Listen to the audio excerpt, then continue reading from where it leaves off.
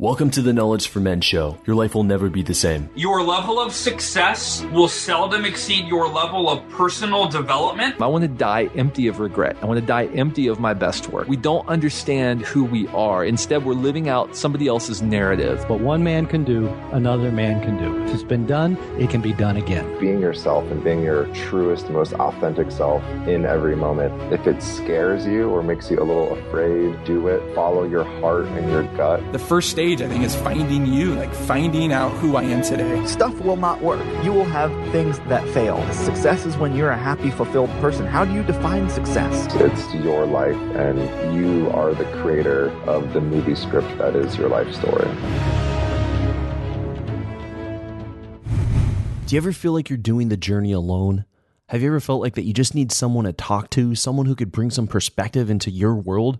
Or maybe you're not the type of person who learns from watching video courses or reading books, and you just want to talk with someone specifically about your challenges and how to break through them. I want to introduce you to the High Performance Men's Coaching Program. It's an intensive coaching experience designed to unlock a man's full potential in his life, business, and relationships.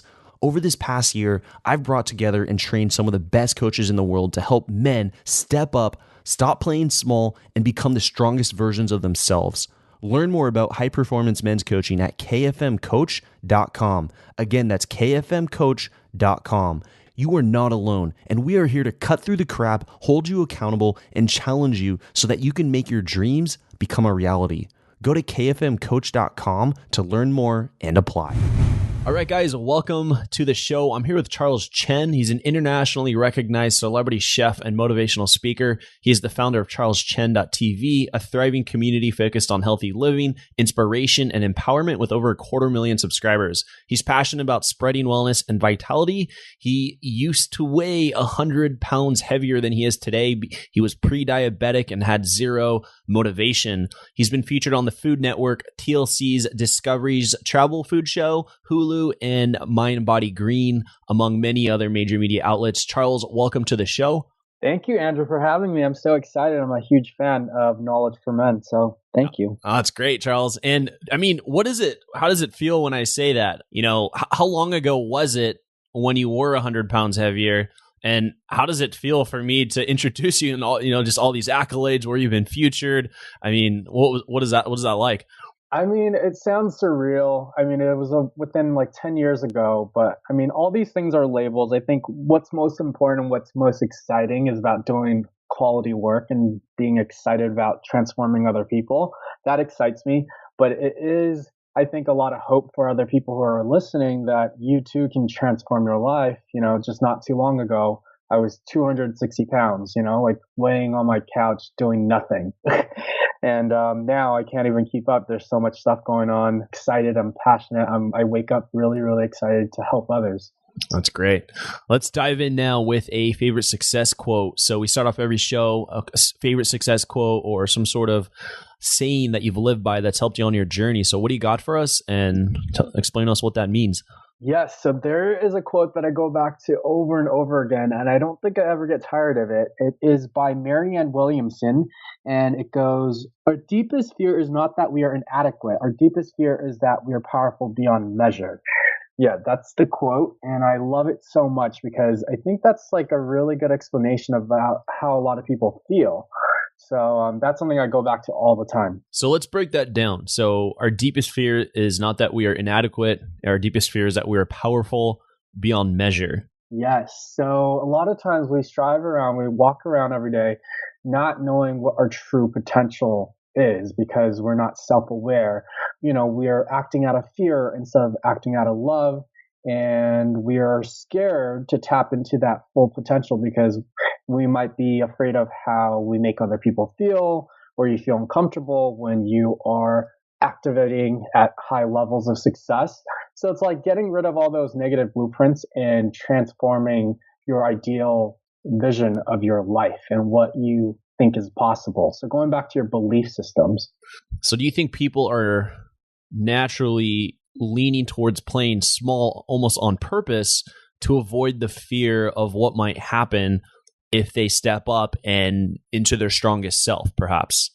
I think when we were born and brought into this world, we knew exactly how divine we are. If we look at children, for example, they are such amazing, examples of people who are just in their power. They are fearless. They do whatever they want. They're very creative. They're not shy.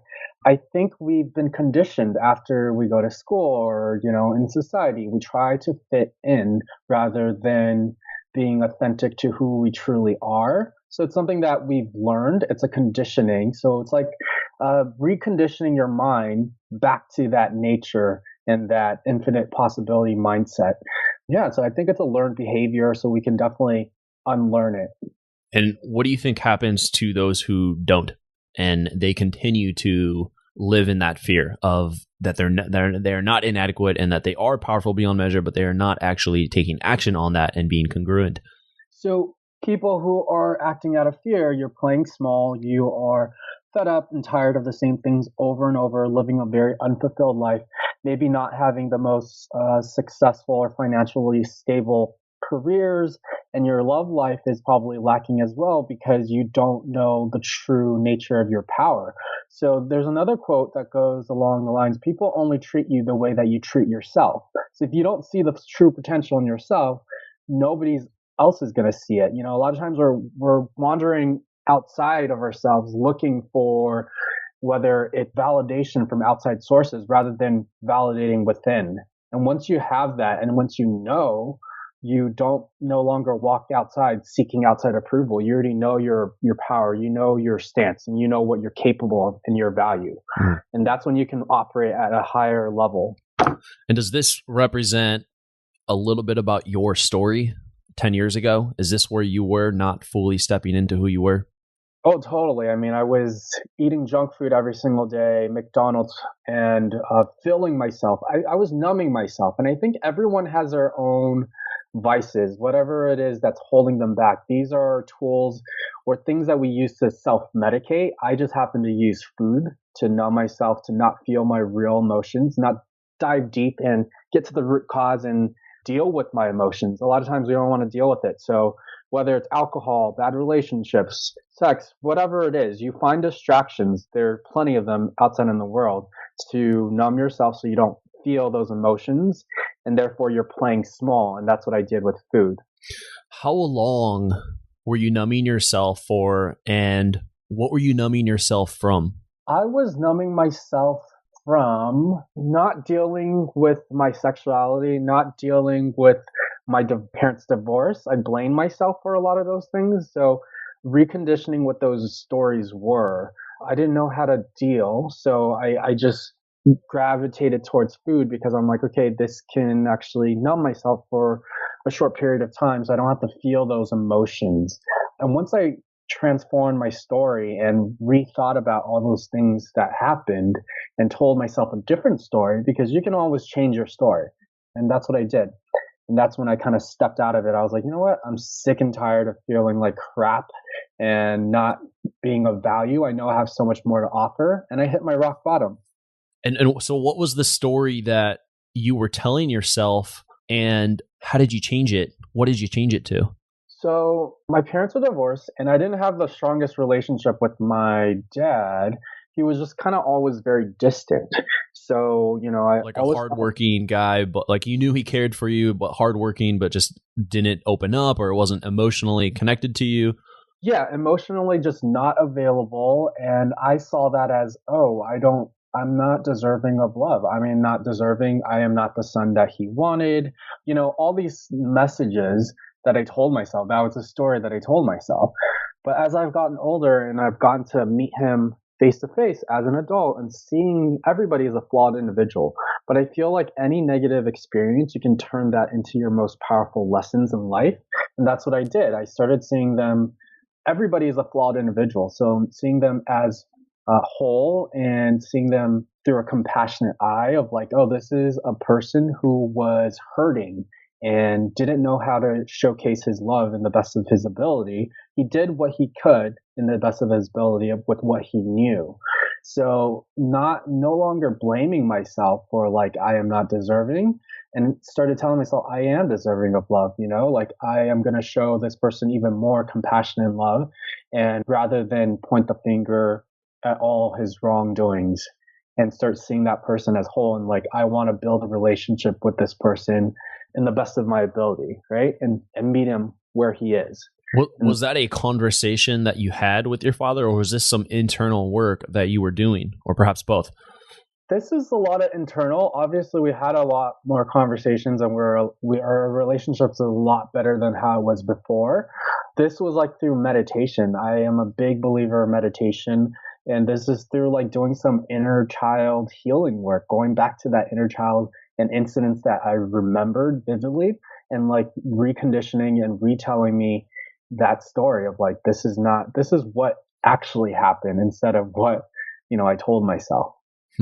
I think that's huge, because I think a lot of us do have something from the past with either of our parents, whether it's our mom or father, where we felt like something wasn't there and we created a story around it, and we started living out that narrative for many years, or perhaps maybe even decades, when in reality, it wasn't the true story, but we created it. And if we keep telling ourselves this story, then it almost becomes real. Totally. And it can work for good or bad. Yeah. So understanding the power of your thoughts is a huge thing. But yes, you're right. Everyone walks around telling stories, but it's like, how can you change a story that empowers you rather than hold you back? Because our story, we like to carry things from each relationship to relationship. So if you're telling that story over and over again, it's going to be the same circumstance, just different person, until you learn the lesson and move on. So that was a huge takeaway for me. So for those who are listening and can resonate with your story around not feeling really connected to their father, felt like something was lacking, they weren't really emotionally strong growing up, what would you recommend to those men right now to do? I would recommend just get in tune with your inner self. That's like the most powerful thing ever. As an entrepreneur, as anybody who wants to strive at high levels of success, self-awareness is key. So regardless if you have daddy issues or not, there's nothing more powerful than knowing who you are from within. And that authenticity you can bring into your career and whatever. You can show up in relationships more powerful if you know yourself. And that comes with reflecting and sitting with yourself. A lot of people are distracted. They're scared to dive deep into their emotions, but just starting with like 5 to 10 minutes a day, first thing in the morning, sitting still, observing your breath, or if you want to listen to some sort of music, calming music that brings you there, that self-awareness is key and will allow you to have a lot of epiphanies that will help you with your personal health and personal transformation, regardless if it's in finance or whatever careers. Yeah, that's really good. And are there any questions that could help someone really understand more about themselves and become more self-aware that you know of? Questions. Let me think about this. I think asking yourself, like, who am I? Really, who am I? And who do I want to be? And what actions am I taking towards that? Am I just talking about what I want, or am I actually doing something about it? And also visualizing your relationships. If there's someone that you don't have the best relationship, but you want to heal that relationship, any healing comes from being vulnerable. And that means no longer pointing the finger, but bringing it back to you, because there's always two sides to things, right? Like, no matter how thin you slice that apple, there's always two sides. So how can you ask yourself, how was I a part of this? How did I draw this into my life?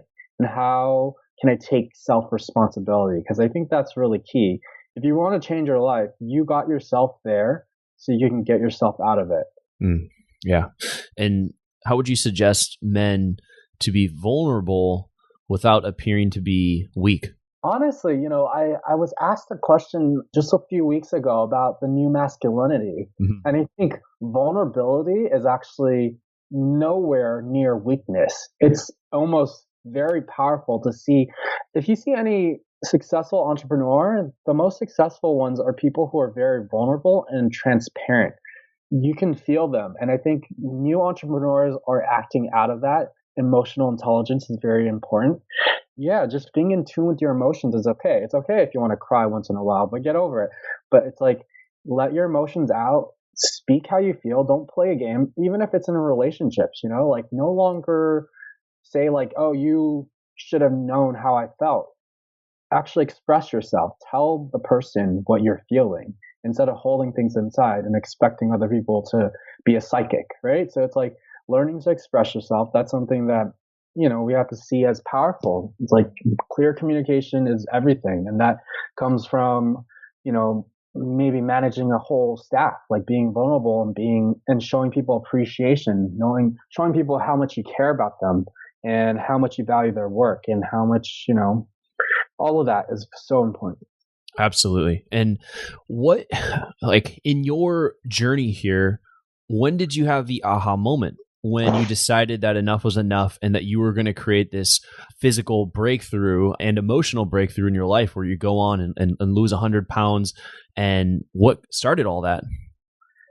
I think it just comes with just being fed up. So I think when you're in a fear-based mentality, you spend so much energy in this like anger, fear, and being self-conscious, like all these things. We all have these feelings and these are natural, but it's like not wanting to stay there. I'm tired of pointing the finger and saying this person did everything wrong and that's why I'm suffering. But while that person is enjoying their life, you are suffering and digging a deeper hole. So it's like, how can I be more of a service and like not stay in this? Because I know that the only way that you can provide value into the world is if you're in a better state and if you're vibrating at higher energy levels. So I was like, this is not serving me. I'm just getting worse and I'm going to die. It's either I'm going to die and fail miserably or I'm going to go after my dreams, do my best to provide value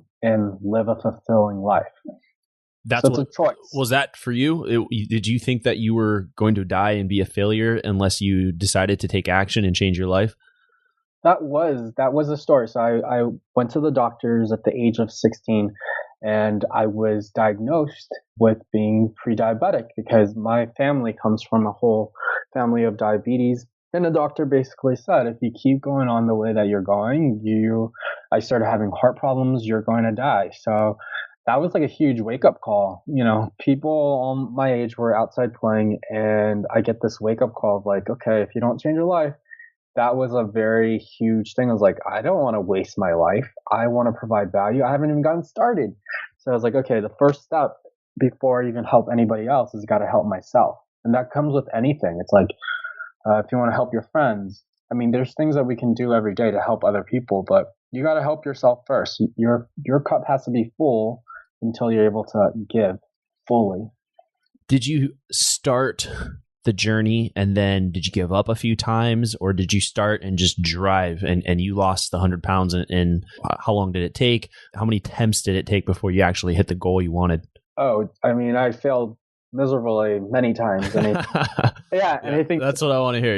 Yeah, it's being honest. I think it's like New Year's resolutions. Like everyone's excited. It's right. January, and then you hit end of February. Everyone forgot about their resolutions. End of January. End of the first week of January. That's true. They're like, let's go to the bar. No, yeah. I think I failed miserably, but it really took a lot of self-awareness of knowing your why. Your why has to be so strong and emotionally attached to your goals that it triggers you to force yourself to create successful habits and change the way that you think and change the way that you do things.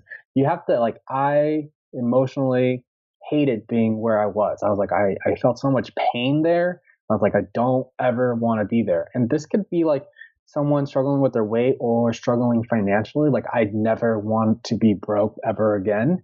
That will drive you. It's like, I want to be able to provide for my family. I want to do whatever. But it's like that emotionally rock bottom has to be so deep. It's like, I never want to go back there again. And then tying your goals with a huge why. Because people come to me all the time. They say, I want to lose weight. How can I lose 10 pounds? And my question back is, why do you want to lose the 10 pounds? And it can't be just tied to vanity. Like, I just want to have a six pack. Like, that's not going to be strong. That's not going to wake your ass up at 6 a.m. in the morning, to get up to go to the gym. So it needs to be something deeper. Like, my why is I want to help over 1 billion people transform their lives. I want to show people how easy it is to transform their lives with healthier recipes. Yeah, so you got to know your why. So that's why, like, the self-awareness goes back to knowing why you're doing certain things. Some people set goals and they don't reach them because their whys are not strong enough, and it's very like, oh, this person's doing it. Okay, I'm gonna start a podcast. It's like, no, it has to be something deeper. Absolutely. It's a tough journey, and anything, whether you want to lose weight, build a business, or improve your relationships, it's all going to be a journey, and that why has got to be there to push you through those challenging times. So what was your why when you started, when you were overweight, when you were younger? Like, what was it back then? Now you said it's that you want to impact over 1 billion lives, but what was it back then when you started?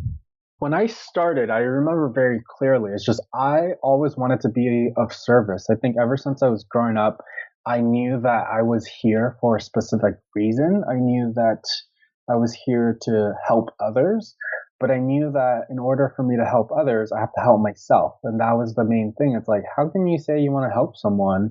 For example, my mom was a struggling single mother raising 2 kids. I wanted to help her, but I'm like, I can't help her if can't even get off the couch and I'm like, having trouble breathing. I need to change my lifestyle.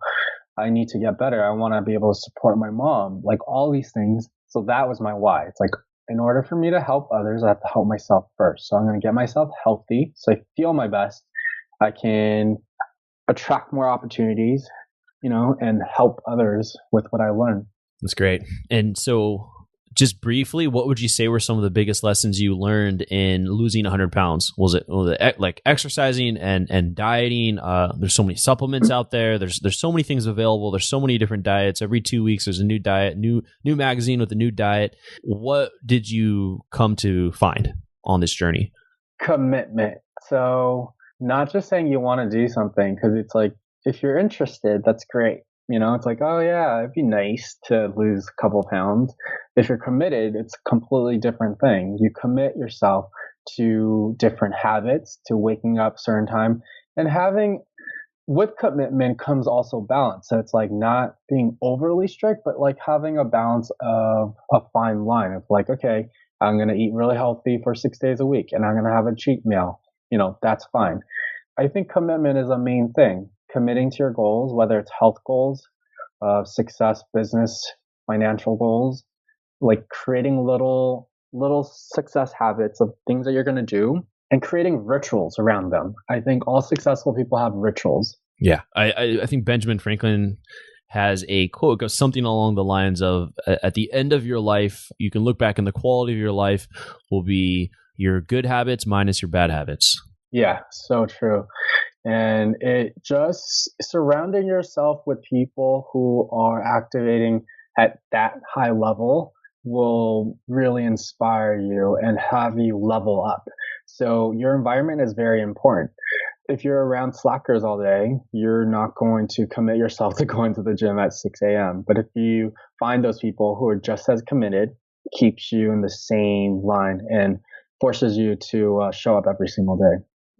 Yeah. And so how did you used to feel when you wake up versus how do you feel now when you wake up? What does it feel like physically? When I woke up, I would just think about, what am I going to eat? I probably think about the same thing now. It was like, but now I think about, what am I going to eat? But how is that going to feel my body, rather than what am I going to eat just to numb myself? So I think that's the difference. I used to be tired all the time. So I would just be lethargic, have no energy, and dread if anybody ever asked me to do anything outside, outdoors, like, oh no, I don't want to, feeling self-conscious, very fearful.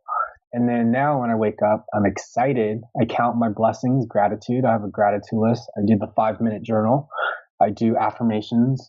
I have goals written the night before. So I straight up look at my journal. I meditate. So I keep myself at high levels, and I only seek out for things that are going to fill me up.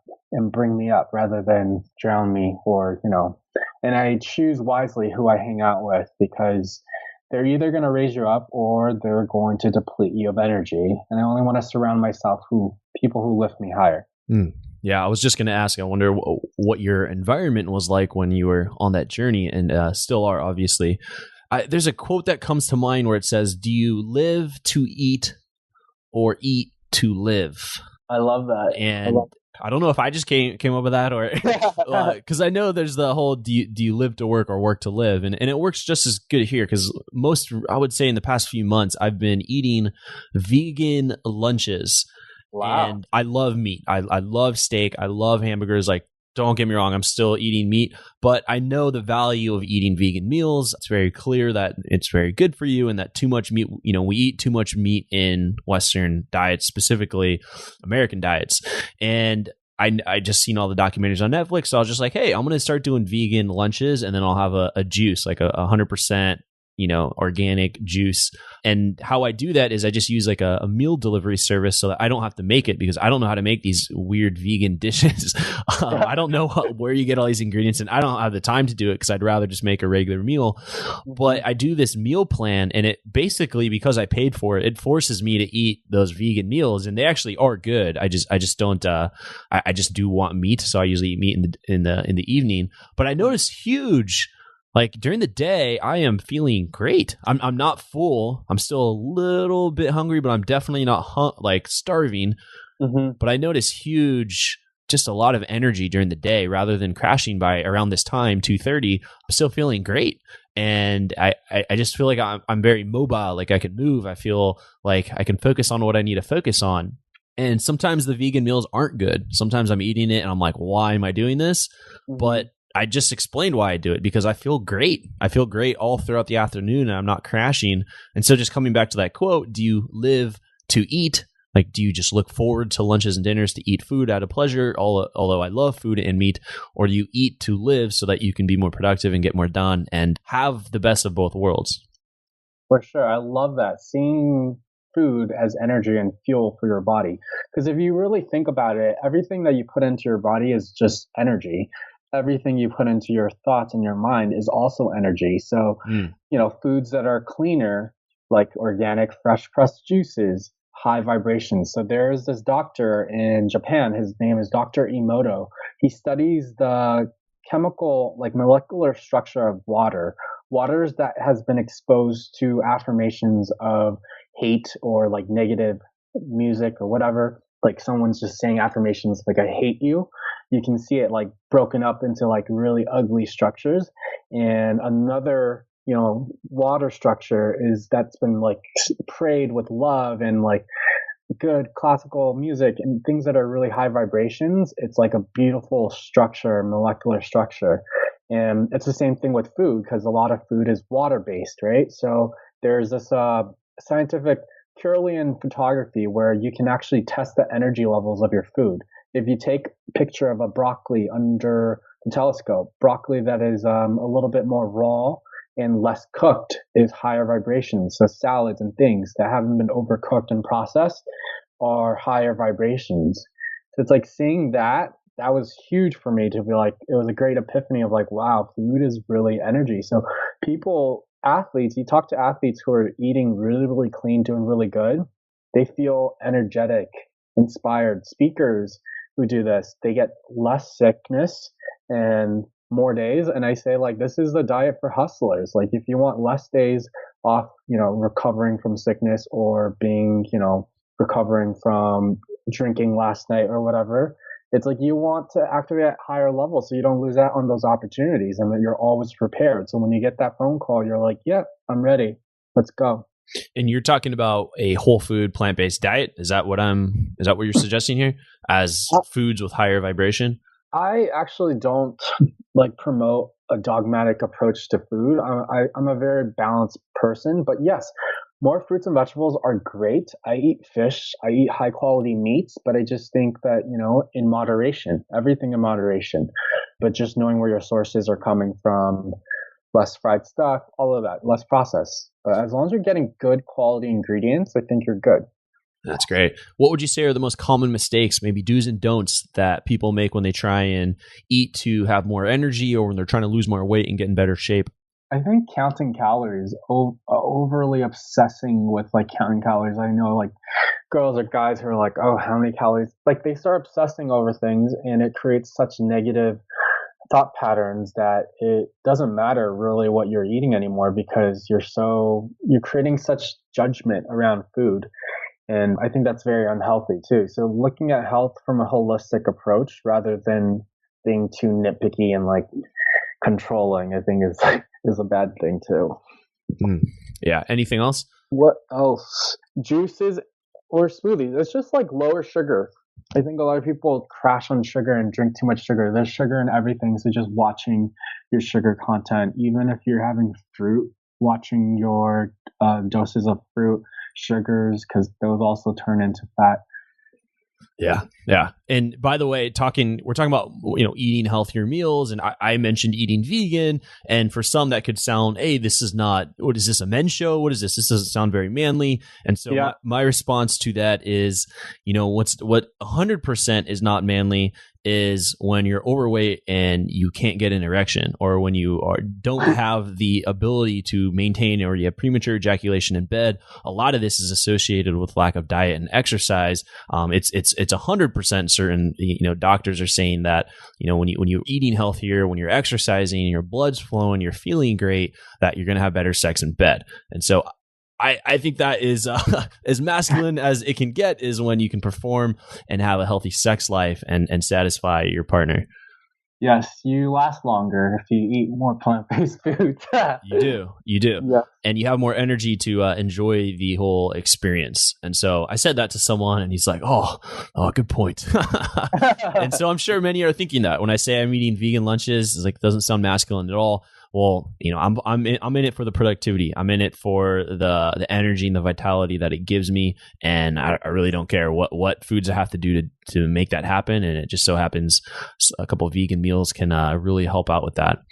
Well, now let's dive into, Charles, the knowledge round. I'm just going to ask you a few rapid fire questions, so just kind of gut responses, shorter answers. Are you ready? Yes. Let's go. All right. So you might be wondering, why would I ever invest in a coach? I've never done anything like that before.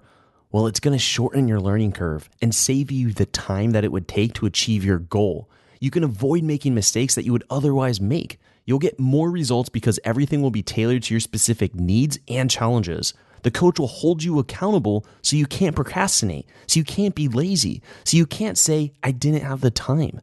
You'll be challenged and pushed harder than you've ever been pushed. You'll have conversations so powerful that you'll feel more energized, alive, and confident and certain about the goals that you have in front of you and where you want to go.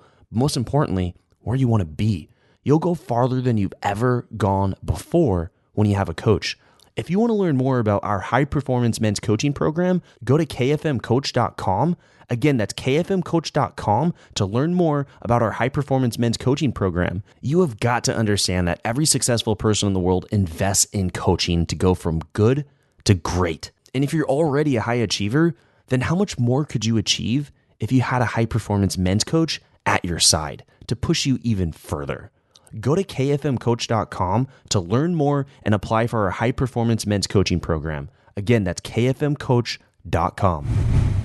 Welcome to the Knowledge Round, where the guests will be asked rapid-fire questions to give the audience invaluable pieces of wisdom to help transform their lives.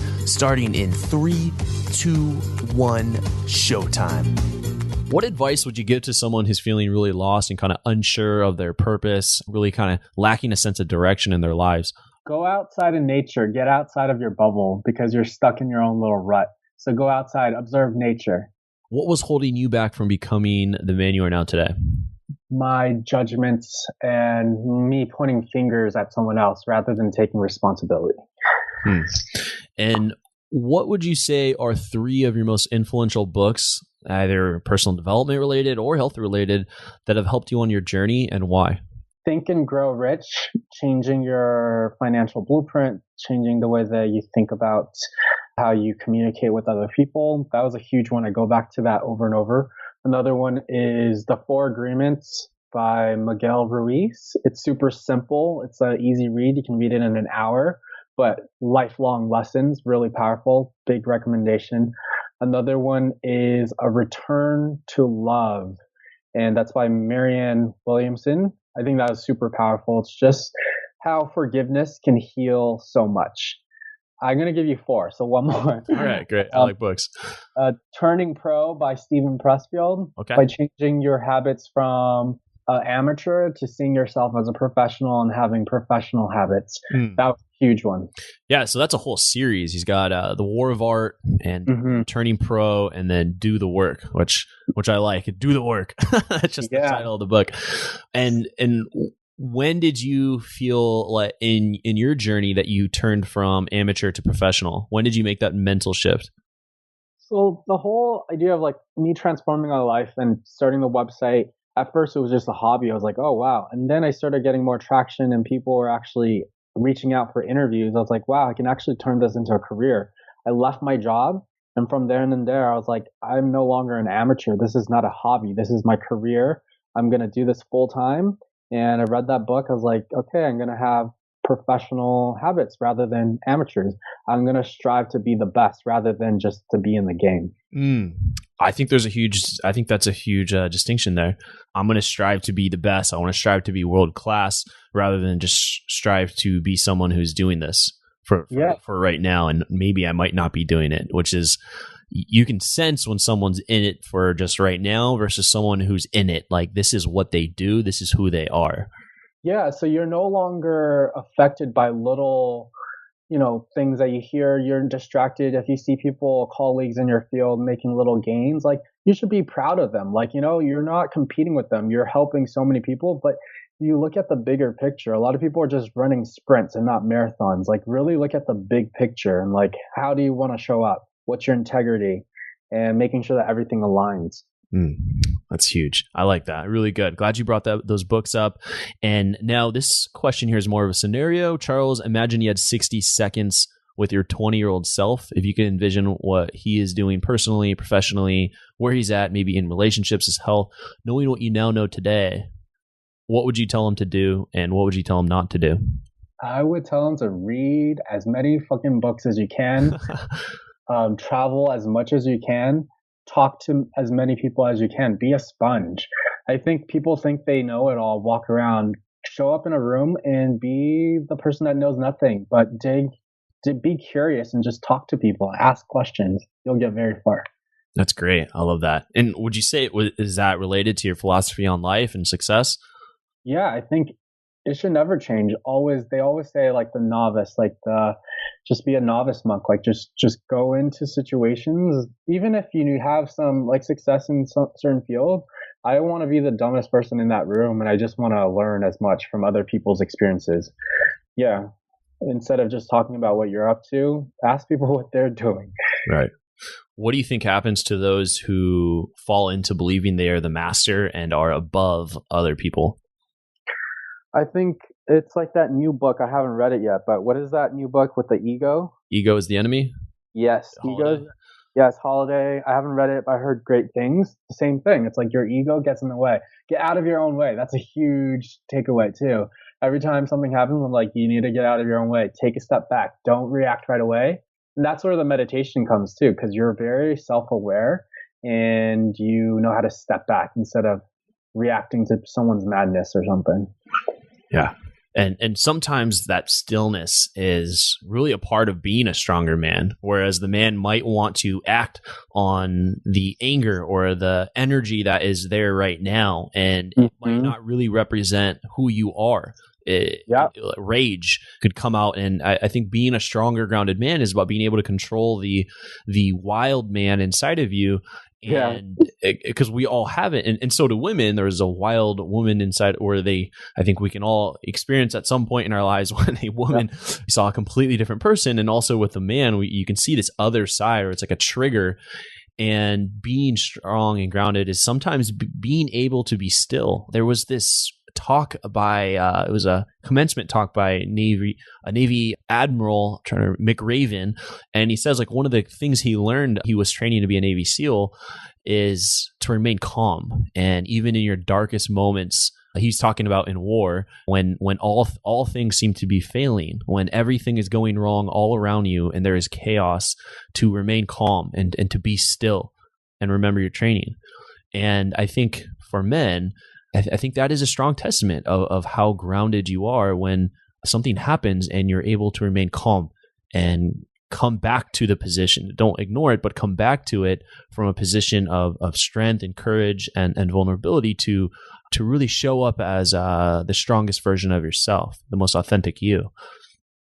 That's so powerful. Yeah, I know. I think that's so powerful. Just remaining calm and never make a decision out of fear or when you're nervous or when you're not so sure. That's why, like, when you're asked to make a decision, you can say, let me get back to you, because you want to be in a calm place. Even when you're negotiating, never negotiate when you're super emotional. It's like very clear cut. Okay, look at it and go with your gut. But coming from that calm place, you'll always make the right decision.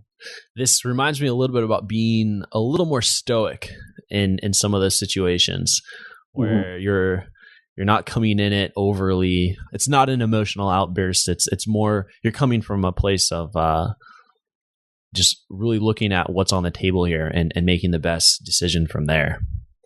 Yeah, and it's like going back to, like, even if your 20-year-old self, there's probably a lot of people listening who are trying to make transformations and trying to create something different in their lives. Don't activate from a place of fear of like what I don't have. Get to that, tap into that vibration of like wholeness. And that's why that stillness and that meditation helps so much, because instead of seeing the lack of, you might feel like, oh, I don't have this, I don't have that. You tap into that stillness and that calmness, and then you realize how much resources you have available around you, and start with where you are. Don't judge yourself, and then like go from there, and you create something and you keep building. And day by day, that's when you start building something, rather than going into a position like, I just want to make quick gains and make a couple bucks. That's not long term. So think big picture. That's great. I like that advice. Anything else you'd like to share with the audience? Any parting piece of guidance or advice? Not really. I think just live your best life, and your best version of yourself is going to be different every single day. Don't knock yourself down for it, but just strive to be, show up in your best versions every single day. See what habits you can do today to make your tomorrow self very proud. What did you mean by that? Your best version of yourself is not going to, it's going to be different every day. Like, meaning some days you're going to win, some days you're going to lose. Like, what did you mean?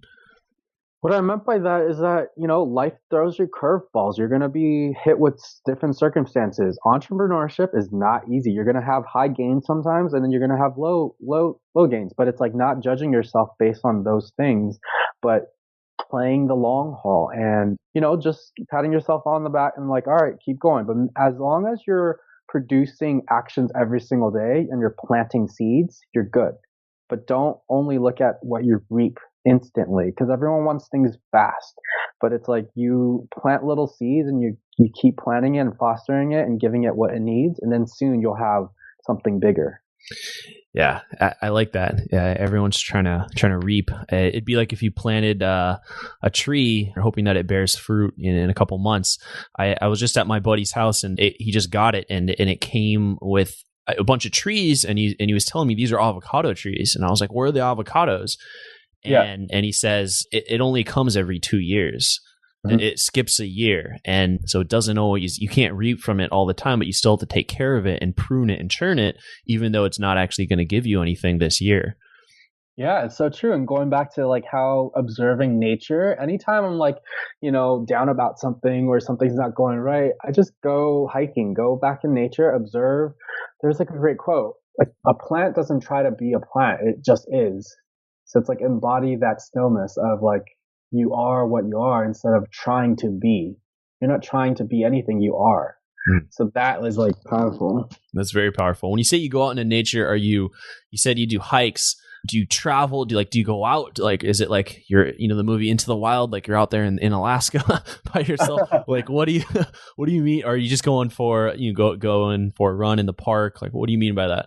Well, so anytime I'm like walking in nature, just there's greens. I live in LA right now, so I will go up to like Griffith Park. The other day, I went up to Mulholland Drive and saw the whole view of the city right before I woke up, set an intention and just be like, wow, look at all this abundance.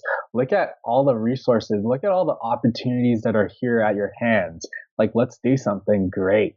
Yeah. And like, just doing things like that. Or even if you don't have nature, or if it's fucking cold, like pull up a YouTube video that will bring you there. Like, you know, do whatever you need to do to get yourself into that vibration. The only way to actually attract those opportunities is if you're leveled up and you're, you know, vibrationally at those frequencies.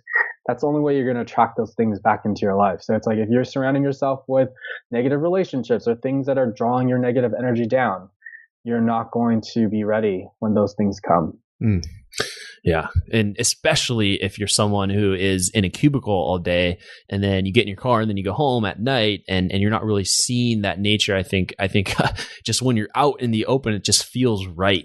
It's just like, whoa, there's this entire world out there. And sometimes we don't take the time to actually appreciate and observe and breathe it in.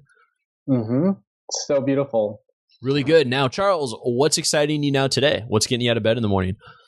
What's exciting me is creating bigger impact and helping people on a bigger level. So, I mean, I started my brand, it's charleschen.tv, but now I'm actually starting an agency that's focused on health and organic and helping a lot of organic brands get to the market, creating marketing campaigns for those brands. So it's like bigger level, thinking bigger. I'm going to be also managing influencers under that branch as well. So I'm really excited for this year. Lots of big things, growing the team, really, just baby steps, but like thinking big and executing. That's great. What would you say is the riskiest thing that, you know, is in your head right now that you're thinking about doing this year?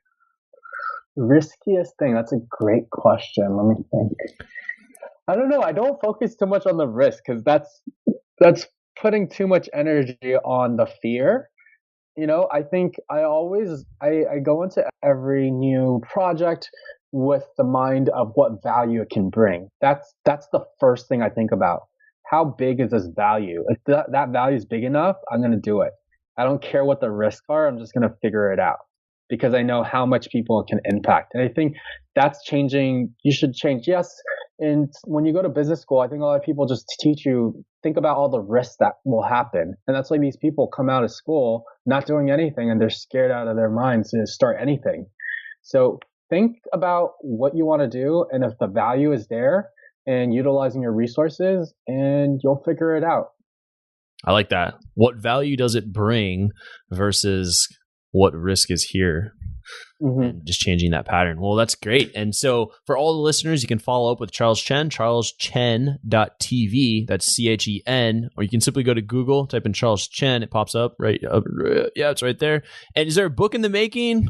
Yes, I'm working on a book right now. I actually have a deadline. So it'll be a lifestyle recipe book. And yes, you should hold me accountable to have something ready by the end of this year. All right. So we can check Amazon. We could see something from Charles Chen, lifestyle recipe book on Amazon. Charles, it's been a pleasure having you here on the show. Thank you for being vulnerable and sharing your story here with my audience. We've made an impact here. A lot of guys listening. Of course. I love what you're doing, Andrew, at Knowledge for Men. Thank you so much for giving me this opportunity. Keep up the amazing work. Can't wait to share with you guys all the great lessons learned through this journey. And stay in touch. Thank you for listening to the Knowledge for Men podcast. Hundreds of interviews and millions of downloads later, we're continuing to build an international movement, and we're just getting started. So if you enjoyed this episode, go ahead and leave a helpful review in iTunes because it really helps the podcast grow so we can impact even more men in the world who need this. Guys, this is all about living with purpose, where every day you only do things that matter to you. You wake up, live with purpose, and take massive action towards the life you want. And always remember, love the life you have while creating the life of your dreams. Go to kfmfree.com to get a surprise bonus I've made for my listeners. Again, that's kfmfree.com for something that's changed my life, and I'm offering it to you for free. Also, check out my Amazon best-selling books that I've written for you to help you crush life at kfmauthor.com. Again, that's kfmauthor.com to see all the books I've created to help you break through in life. This is your host, Andrew Farabee, founder of knowledgeformen.com, and I'll see you in the next episode.